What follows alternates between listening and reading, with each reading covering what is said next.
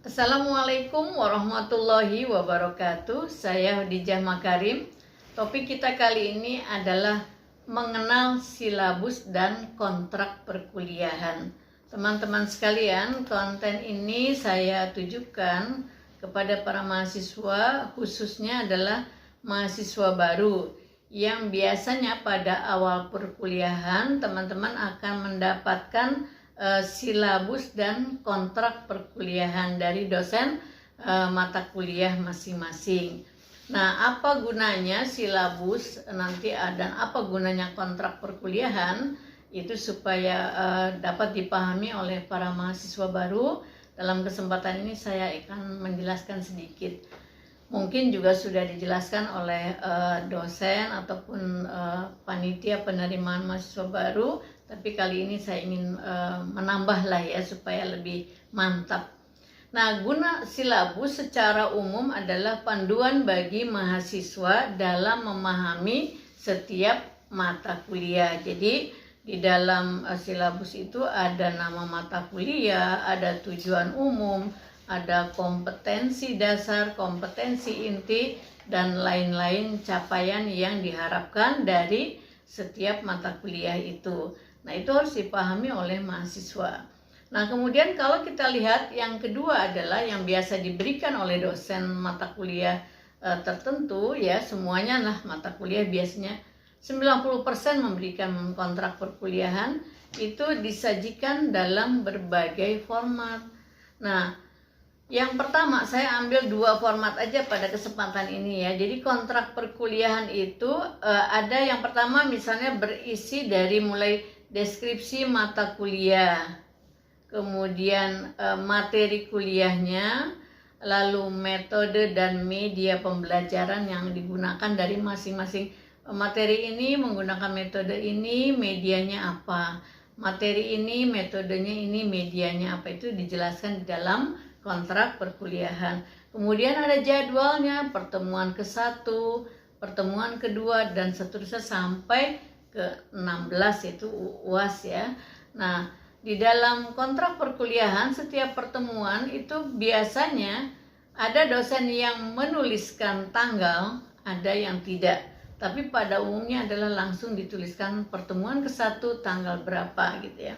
Kemudian tugas-tugas yang harus dikerjakan oleh mahasiswa juga dijelaskan dalam kontrak perkuliahan. Itu model yang pertama.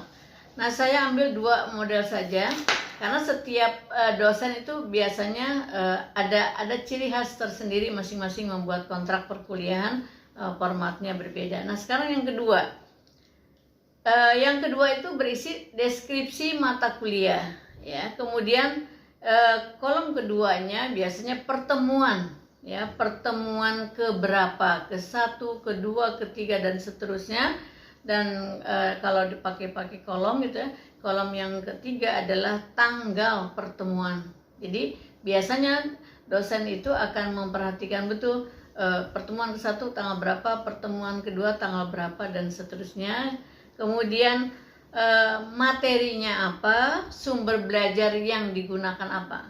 Kalau tadi yang pertama langsung menggunakan metode dan media, tapi format yang kedua menggunakan istilah sumber belajar. Nah, jadi sumber belajar ini lebih luas ya, jadi ada buku teksnya yang harus digunakan, yang wajib, yang pilihan, dan kemudian tugas yang harus dikerjakan oleh mahasiswa pada setiap materi. Mungkin dari satu semester itu ada tugas kelompok, ada tugas individual. Nanti dijelaskan di situ kapan mahasiswa mengerjakan tugas kelompok, kapan mahasiswa mengerjakan tugas-tugas individual, dan kapan juga dikumpulkannya. Itu ada pada kontrak perkuliahan. Nah, kalau begitu isinya apa gunanya bagi mahasiswa? Nah, itu kan ini penting. Jadi kalau ada sesuatu kita pelajari apa gunanya supaya mahasiswa paham. Yang pertama adalah sebagai pedoman bagi mahasiswa untuk belajar mandiri. Jadi ketika sudah menjadi mahasiswa, yang membuat dan menyuruh atau memerintahkan mahasiswa belajar itu tidak ada seperti di SMA ya, ada guru yang terus menerus. Kalau di perguruan tinggi itu mahasiswa lihat ke kontrak perkuliahan, tanggal berapa, pertemuan keberapa, belajar apa yang harus dikerjakan, apa yang harus dibaca, di situ panduannya. Belajarlah secara mandiri, makanya kontrak perkuliahan kalau sudah diterima oleh mahasiswa dari dosen, jangan langsung disimpan tersembunyi, letakkan di tempat belajar ya. Kemudian itu setiap kali akan kuliah, besoknya malam hari minimal itu sudah dibaca, karena apa yang akan dikerjakan besok hari.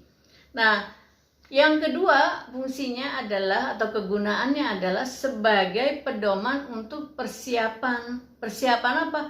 Persiapan belajar pada esok hari. Jadi kalau misalnya bisa jadi 1 hari sebelumnya atau pada malam harinya, ya, apa yang akan dibincangkan, ya, itu ada di dalam kontrak perkuliahan, itu pelajari. Ya, jadi ketika nanti bertemu di dalam pertemuan kelas, mahasiswa semua sudah masing-masing punya materi yang dipahami, nanti tinggal konfirmasi gitu. Ya, meskipun misalnya tidak 100% paham, kan belum dikuliahkan misalnya. Udah cari-cari, udah baca dan sebagainya, ketika kuliah itu tidak blank, tidak nol, tapi sudah minimal 50% lah sudah ada persiapan untuk diskusi dengan dosen dan teman-teman satu kelas, misal satu kelompok. Nah, jadi kalau begitu, apa yang dimaksud dengan kontrak perkuliahan? Ya, jadi kontrak perkuliahan itu adalah berisi kesepakatan antara dosen dengan mahasiswa. Terus kok kesepakatan? Oh iya, jadi nanti pada saat sudah dibagikan, itu di awal pertemuan itu dibincangkan lagi oleh dosen, nggak langsung diterimakan 100% oleh mahasiswa dan tidak boleh diutak-atik, nggak. Biasanya dosen akan diskusi. Jadi mahasiswa boleh memberikan pendapatnya, mungkin ada pergeseran, ada penambahan, ada pengurangan, bertanya tentang jenis tugasnya, kemudian mungkin pengumpulan tanggal pengumpulan tugas dan sebagainya, itu bisa didiskusikan sekaligus di awal pertemuan. Lalu perubahan-perubahan itu ditulis di kontrak perkuliahan itu. Jadi jangan lupa, sekali lagi, kontrak perkuliahan harus selalu disertakan pada setiap mengikuti mata kuliah. Jadi biasanya seperti itu. Nah, baik teman-teman sekalian, di samping itu adanya kontrak perkuliahan itu membuat proses belajar bagi mahasiswa dan dosen itu menjadi efisien, terutama bagi mahasiswa ya. Jadi ketika teman-teman datang, katakanlah misalnya apakah itu online atau offline, pada saat akan kuliah itu sudah punya persiapan apa yang akan dipelajari di dalam mata kuliah tertentu ya. Jadi kesimpulannya, buat teman-teman mahasiswa baru, mulai hari ini, mulai saat ini harus berubah cara belajarnya ya, sedikit demi sedikit, meskipun tidak sekaligus menyesuaikan diri dengan cara-cara belajar di perguruan tinggi, karena cara belajar di perguruan tinggi berbeda pada saat teman-teman masih sekolah ya. Jadi kalau masih sekolah, itu konsep pendidikannya adalah konsep pendidikan pedagogi. Pedagogi itu selalu ada dalam bimbingan guru ya, dibimbing, diarahkan, langkah demi langkah selalu diarahkan oleh guru, karena kan belum dewasa. Tapi di perguruan tinggi konsep pendidikannya adalah konsep pendidikan orang dewasa yang disebut andragogi. Nah, andragogi itu adalah menuntut tingkat kemandirian yang tinggi bagi mahasiswa ya. Jadi cirinya adalah kalau teman-teman sudah masuk ke wilayah menjadi mahasiswa di perguruan tinggi, itu sudah masuk wilayah dewasa. Ciri yang menonjol adalah kemandirian dan bertanggung jawab.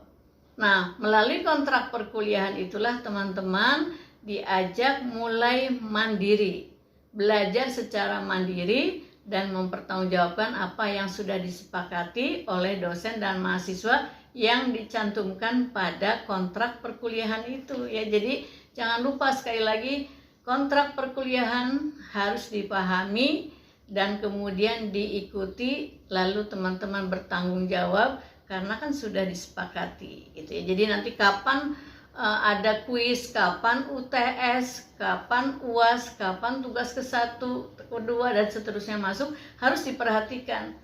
Ya, jadi saling mengingatkan nanti dengan temannya bisa seperti itu. Jadi bukan lagi dari dosen langsung, tapi harus selalu berpedoman pada kontrak perkuliahan tadi.